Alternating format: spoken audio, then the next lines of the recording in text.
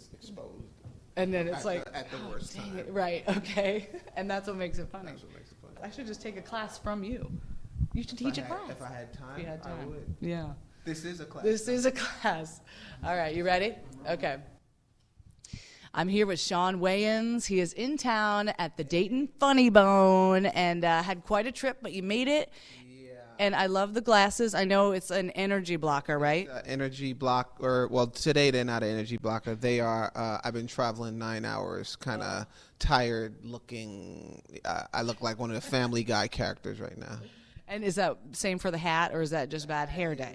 I didn't do my hair, so it's just I don't feel like doing my hair thing.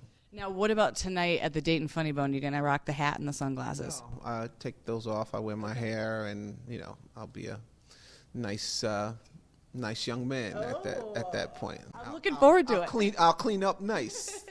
So you're doing stand up tonight, but of course, you've written movies, you've starred in movies, you've done all sorts of cool things. What do you have a favorite that you're like, oh yes, I get to do stand up tonight, or is it just different? I really love stand up a lot because it's kind of like all of the elements together. It's writing, it's performing, it's being spontaneous, it's directing, it's all that. So I love stand up. I love acting, and I really love writing.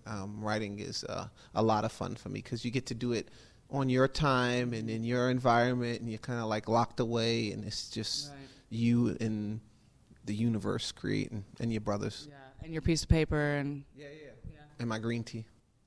And he's got the green tea right now too. What is your process? Do you guys type on a laptop, or do you write it down on a pad of paper? I always wonder that. I'm old school. I write it on paper. I write everything on paper, and then I transfer it to the computer. Nice. I'm always afraid people will steal stuff, so I like it on paper too. I worry about more so losing I in the computer because technology is not 100% foolproof. And imagine writing a movie and then losing it all. And now what? Right. And I went right to Negative Town with somebody stealing it. Yeah. You kind of got a little cuckoo bird in you. Yeah. So you're from New York, and when did you make the move to L.A.? I moved in 1988. Oh, I was 8. You was 8. I was 9. Whoa, nice. And I was moving. Right. Yeah. You're making moves. 10 years older than you. Are you really? No, you don't. You look good. Hey. Yeah. Yeah, black don't crack. That's right. He said it. Unless you smoke it. So which one of your brothers were already out there? Were two of the older brothers? Keenan and Damon was both out there. And what was your perception of what the heck they were doing out there? Oh man, I was just amazed at what they were doing. I got to watch. Before I moved out there. The summer before I moved out there, I got to watch them make "I'ma Get You Sucker." So I was on the set. And I was just the little brat brother watching his older brothers and sister get down on a really funny movie. And I learned a lot, and it excited me. And it inspired me. Two things came out of that. One, I said I was going to start doing stand-up before I went back to New York to finish school. And the other thing is I said I wanted to make one of those type of movies one day. And Don't Be a Menace came, probably 8 years later. But if it wasn't for that movie, I would have never sat down and wrote Don't Be a Menace. Really? So you literally did your process where you sat down with a pad of paper and you just wrote that thing out. Did you have any help? Yeah. Me and my writing partner, Phil Bowman, wrote it. And Keenan helped us shape it and sent us back doing 30 drafts of it, and it came out nice. You know what I love about people with success stories is, when he said this isn't quite right, you didn't go, okay, we failed. You had to go back 30 times to the drawing board until you got it right. Yeah, and you're half right. We didn't feel like we failed, but we did feel like. Oh, did you? Okay. Yeah. And that's just for any new, I was a new writer, so I didn't understand the process, and I didn't know that there was going to be many drafts. And but he talked us through it. That was what's great about him is, he's very nurturing. So he's like, this is really funny. I like this, that. Now go do this, that. You come back and go, okay, that's good, but y'all didn't listen to me on that, so go back and go do that. Oh, I like this. Okay, that's a new thing. We could take this out because that's redundant. So it was just this whole journey. Right, and, I learned everything I know from him and Damon. And you never gave up? No, never gave up.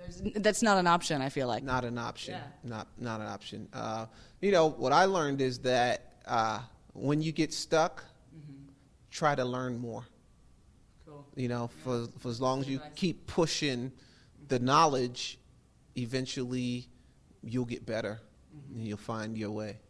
Do you feel that if it wasn't for having two older brothers that were doing it, that you could have taken direction like that from just a perfect stranger? Or I don't think I would have been lucky enough to have that direction from a stranger. I think I know I'm truly blessed to have that in my family, just to be able to go to my brothers or to watch I've been watching them since I was a baby. So while they were in the lab doing their thing, I was a fly on the wall. And you were really learning then, probably, by just watching. I was. Well, one of the first things my brother did when I came to California to visit him one Christmas is he gave me and my brother Marlon and my nephew Craig, he put Monty Python, The Holy Grail, Kentucky Fried Movie, and Airplane in a stack, and he told us to watch them and tell him what we thought was funny about that. When he got home, he went out to go party. Gave you the assignment, yeah. Without any underwear on, just some jeans. They were doing it back then like that, just some jeans. And he came back, and we told him what we liked and what was funny. He was like, that's good. Okay. Next assignment.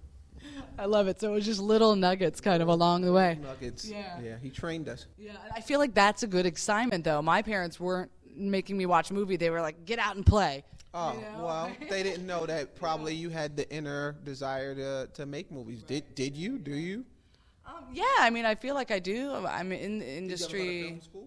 I did not. I was in broadcasting school. I mean, for a broadcaster. Oh, okay. Well, News, yeah. TV, radio. Got it. So that's where you, okay. That's been the direction. Yeah. But that's cool, though. Yeah. You take all the stuff that you gather throughout, and then if you find something that you really want to do, you carry that bag with you and dig in it and pull from that. I love it. I'm getting so much life advice today from Shawn. This has been great, but I want to like bring it down to White Chicks before we wrap up, because that's my favorite movie. Nitty gritty White Chicks, right? Well, you were thinking it. Yeah, well, you said it.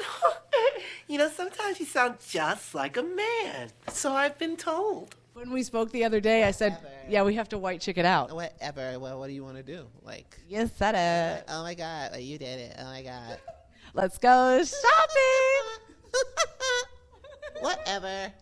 Oh, my God. You want to talk about mother? Oh, you want to talk about mothers? You want to talk about mothers. Oh, you want to talk about mothers. It's mother time. Okay. It's seriously one of my favorite movies. And as I told you earlier, it's like that movie that if I'm just lounging around the house, I know White Chicks is always going to make me laugh. So thank you for that. Well, thank you for watching. I'm glad it tickles you. Yeah, I know. You know, when you're sitting down and you're writing with that pad of paper, you know that you're making people laugh. I mean, and that's why I got in the business, was to make people laugh. I love the feeling of making other people laugh, and we had a great time writing that movie. It was a lot of writing it was a ton of fun. Shooting it was very torturing. really. Yeah, it was torturing. The But I had fun, but it was just torture. With the makeup and Yeah, it was makeup. It was freezing cold. We was in the wintertime in Canada, but it was doubling for the Hamptons in the summer. Okay. So we had to make it look like it was hot. We had these little skirts on. It was freezing. And then the worst part about it was these contact lenses that we had to wear. You know, neither one of us wear contacts. Right. So it just felt like someone put raccoon claws in my eyes for 12 hours. right. Ugh. They were very deep. I mean, you guys look like White Chicks, so I'm like, how did they pull that off? I don't know, but we did, and So one last question: when you are writing it, and like let's say you and Marlon are sitting down, right? Are you one of your brothers? And two other guys, Michael Snowden and Xavier Cook, and Andy McAlfresh. Did it stuff that made you guys crack up laughing while you're writing? Oh yeah. Did it translate? That's how it makes it in. Okay. So if we don't laugh first, then we know the audience ain't laughing. Right. Usually it's our laugh, and we're tough guys to make laugh. Right. So if we're laughing, then we figure the audience is laughing. Okay. I think you were right. I laughed through the whole thing. Yeah, so far so good. And I know you don't get too hooked on social media, but what is your Twitter? My Twitter is Shawn_Wayans. That's it. Follow him on Twitter and come see him at the Dayton Funny Bone here in Dayton, Ohio for Memorial Day weekend. Thank you so much. Thank you. Yeah, nice to meet you. Good to meet you. Your mother's so dumb, she went to Dr. Dre for a pap smear. Oh, something's wrong, Dr. Dre. Your mother's so old, it looks like Don King's about to pop out and say, "Old in America." How it's going. Digital? Run out of How do you run out of digital? Yeah, I know it. Well, the Mark III's now. That's supposed to keep right? Yeah, why does it, what's the purpose of it? Well, because the camera gets hot, I guess. But they fixed that on the. This is a Canon 5D, and they fixed it on the Mark III. Of course, I have a Mark II. Oh,